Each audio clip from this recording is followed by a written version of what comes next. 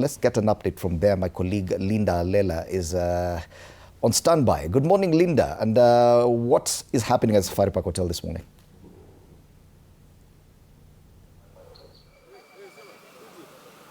All right.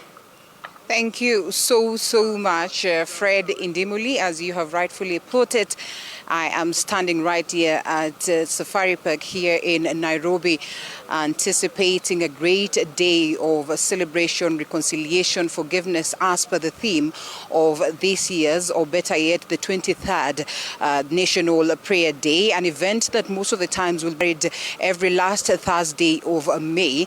Coming to you, of course, this was declared by the National Assembly amidst the legal challenges that stood around it. Of course, we have seen legal minds headed to the court, challenging, of course, the funding and the constitutional process as to the National Prayer Day. And thankfully, a ruling coming from the High Court to give this a clean bill of health, to say that the National Prayer Days are not unconstitutional, and neither is the funding that, of course, it goes ahead to say that it is okay for this process or for this special day to be funded by the taxpayers' money. But of course, the High Court goes ahead to say that it is important that the National Assembly then releases to the public the procedures as to how they acquire these monies, and of course the sources as to where, of course, the monies come from. And that is a significant case, of course, because this was posed to give, a block as to this process of us carrying the National Prayer Day. But as it is clear, the event is all set. We are standing at the Safari Park Hotel right here in Nairobi. All round, if you have seen right since the morning, the preparations underway, all systems go as we await the chief guest to come and officially crown this day and bring the nation to that moment of reconciliation and forgiveness being the key theme. Fred, may it be remembered that, of course, this was preceded by an also convocation by women who came together right here again in Safari Park yesterday in prayer for the nation, of course, committing the family setup, committing the children of the nation amidst these high cases of, children missing, also committing the youth of this nation.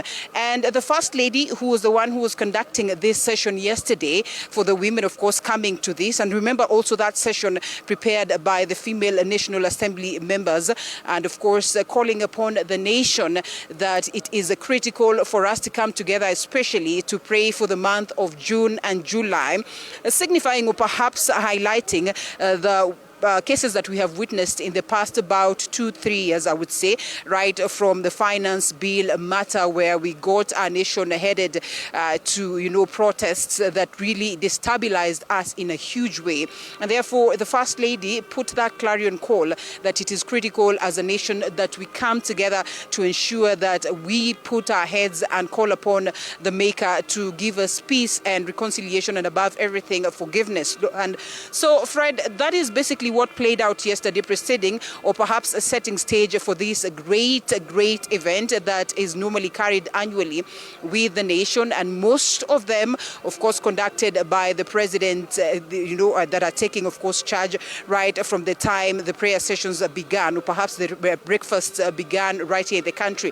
So we are anticipating, and the House has been called to order so that we await the coming in of the chief guest, as of course we get to see what really is going to play out. We still continue to see members of parliament, both from the National Assembly and the Senate, coming in so that they are ready and set for preparation of this. But of course, as many have continued to criticize the National Prayer Day, they say that most of the times we see levels of hypocrisy from the politicians themselves, especially those ones that are members of the parliament, and of course the key drivers of the National Prayer Day, saying that, of course, we get to see the level of animosity that they continue to spew and intolerance that they continue to spew out there.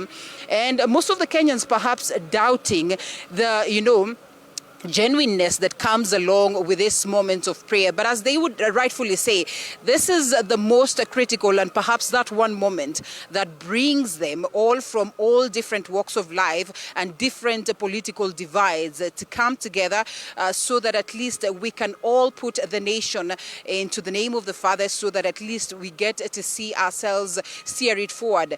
And this coming at a time where the country is politically heated, as you have evidently seen. Lots of intolerance, lots of hate being spewed around by the very same politicians from different, of course, sets. And of course, we have seen them, throwing jabs at each other.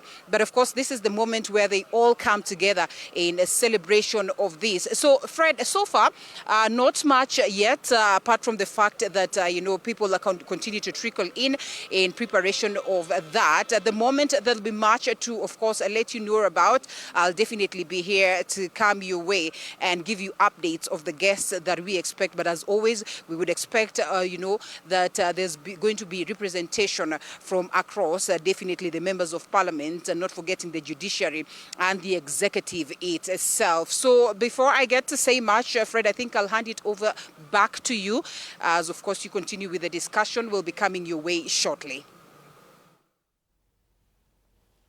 Thank you so much, Linda Lela, all the way at the Safari Park Hotel here in Nairobi, where it is a venue of the National Prayer Breakfast. Questions about the genuineness of this prayer. I think that is what I've seen on most of the dailies, talking about the hypocrisy portrayed by politicians.